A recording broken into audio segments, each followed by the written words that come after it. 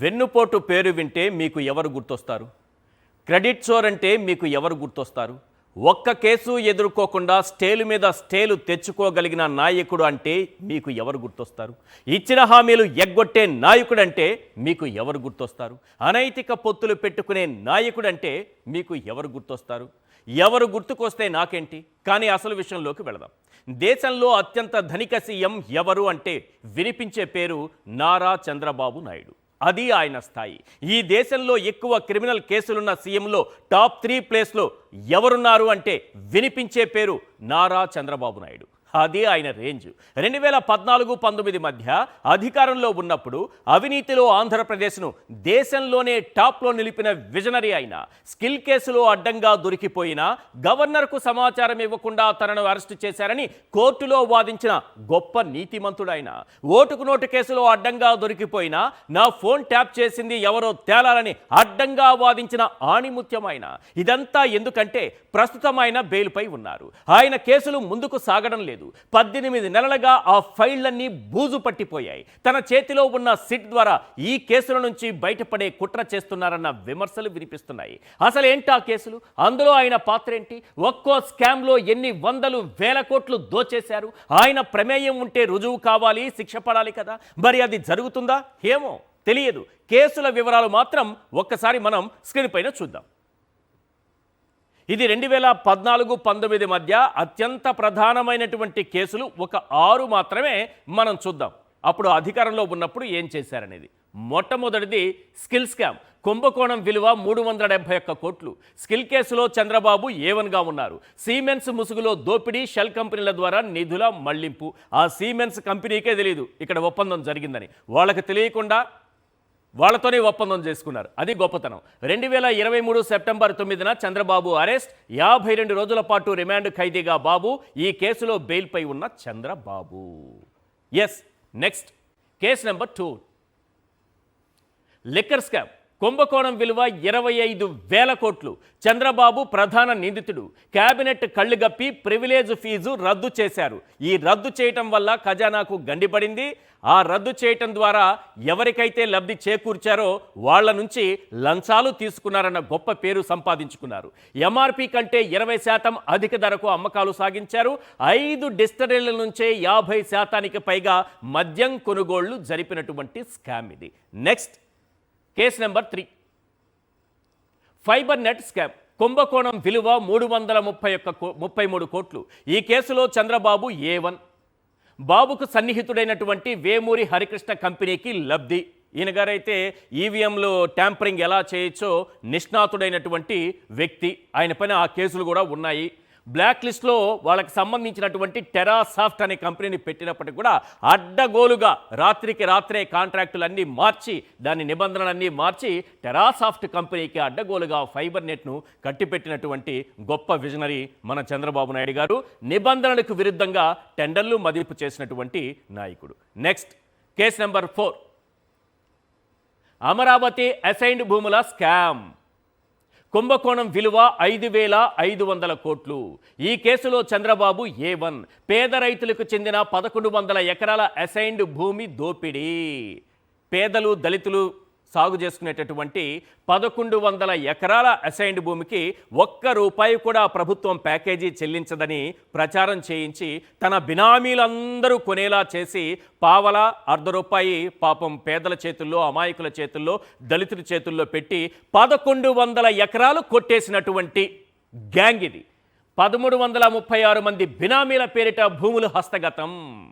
Assigned భూముల దోపిడీ తర్వాత ఆ తర్వాత తన బినామీల చేతికి వచ్చేసిన తర్వాత భూములన్నీ అప్పుడు ప్యాకేజీ ప్రకటించి దానికి కూడా ప్రభుత్వం పరిహారం ఇస్తుందని తెలిపినటువంటి గొప్ప నాయకుల వారు మన నారా చంద్రబాబు నాయుడు గారు. Next case number 5, inner ring road scam. కుంభకోణం విలువ 2,130 కోట్లు. A1 చంద్రబాబు, A14 లోకేష్ గారు. లింగమనేని భూముల విలువ పెంచేలా ఇన్నర్ రింగ్ రోడ్లో అవినీతి మెలికలు. ఈ రింగ్ రోడ్డు ఎలా మెలికలు తిరిగిందంటే మామూలుగా తిరగలేదు. మన వాళ్ళ భూములు ఎక్కడున్నాయో వాటి పక్కన నుంచి అలా వెళ్ళిపోతుంది. మనకి ఎవరైతే ఇష్టం లేదో వాళ్ళ భూములు మింగేస్తూ పోతుంది.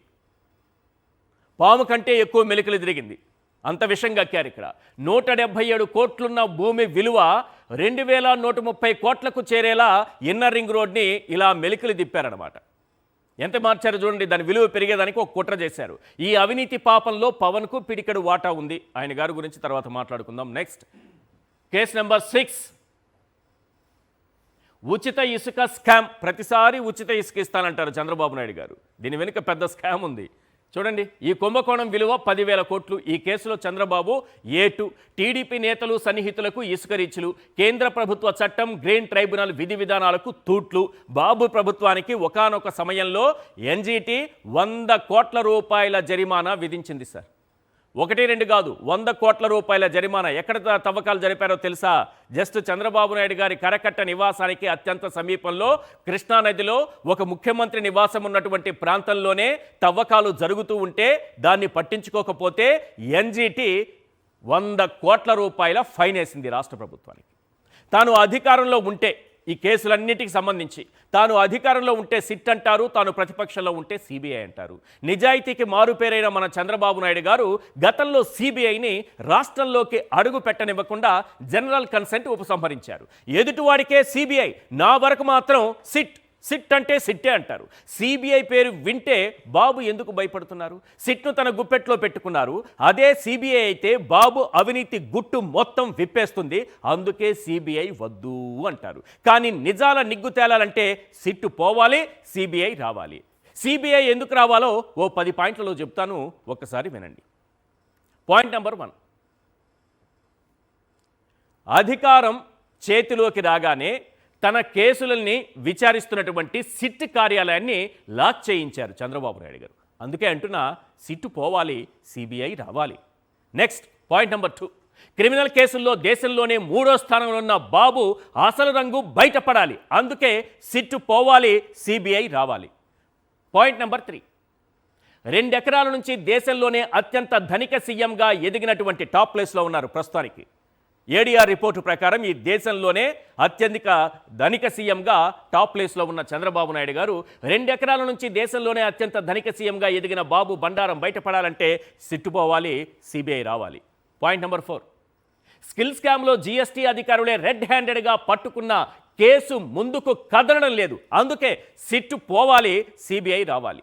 నెక్స్ట్, నేడు లిక్కర్ కేసులు పెడుతున్నటువంటి బాబు, ఇప్పుడు వైఎస్ఆర్సీపీ నాయకుల మీద లిక్కర్ కేసులు పెడుతున్నారు కదా, ఈ చంద్రబాబు నాయుడు గారే 25,000 కోట్ల మద్యం కుంభకోణం చేసిన విషయం రుజువు కావాలి అంటే ముందు సిట్టు పోవాలి, ఆ తర్వాత సిబిఐ రావాలి. నెక్స్ట్ పాయింట్ నెంబర్ 6, నాడు లిక్కర్ స్కామ్ నుంచి నేటి నకిలీ మద్యం స్కామ్ వరకు అవినీతి చక్రవర్తి అసలు రూపం బయటపడాలి. అందుకే సిట్టు పోవాలి, సిబిఐ రావాలి. పాయింట్ నెంబర్ 7, అమరావతి ముసుగులో కాంట్రాక్టుల పేరుతో దోచేస్తున్న 1,000 కోట్ల అవినీతి బయటపడాలి. అందుకే సిట్టు పోవాలి, సిబిఐ రావాలి. పాయింట్ నెంబర్ 8, అమరావతిలో బినామీల కోసం దళితులు పేదల పొట్ట కొట్టి లాక్కున్న అసైన్డ్ భూముల అవినీతి కథ అంతు తేలాలి. అందుకే సిట్టు పోవాలి, సిబిఐ రావాలి. పాయింట్ నెంబర్ 9, ఉచిత ఇసుక మాటున నాడు నేడు బాబు అండ్ గ్యాంగ్ చేస్తున్న సహజ వనరుల దోపిడీకి అడ్డుకట్టపడాలి. అందుకే సిట్టు పోవాలి, సిబిఐ రావాలి. పాయింట్ నెంబర్ 10, 2014-19 మధ్య చంద్రబాబు అవినీతిపై నమోదైన కేసుల్లో ఒక్క కేసు ముందుకెళ్లకుండా తొక్కేశారు. అందుకే సిట్టు పోవాలి, సిబిఐ రావాలి. ఈ 10 పాయింట్లు చూసిన తరువాత ఒక ప్రధానమైనటువంటి ప్రశ్న ఒకటి వినిపిస్తోంది. అదే today's big question. Today's big question ఒక్కసారి స్క్రీన్ పైన ప్లే చేయండి. Yes, today's big question on big screen. Chandrababu అవినీతి కేసుల్ని సిబిఐ చేతిలోకి వెళితే ఏం జరుగుతుంది? ఈ కేసులన్నీ కట్టగట్టి ఎక్కడో పైన అటకపైన పెట్టడం కంటే ఈ కేసుల్ని కట్టగట్టి సిబిఐ చేతిలో పెడితే ఏం జరుగుతుంది?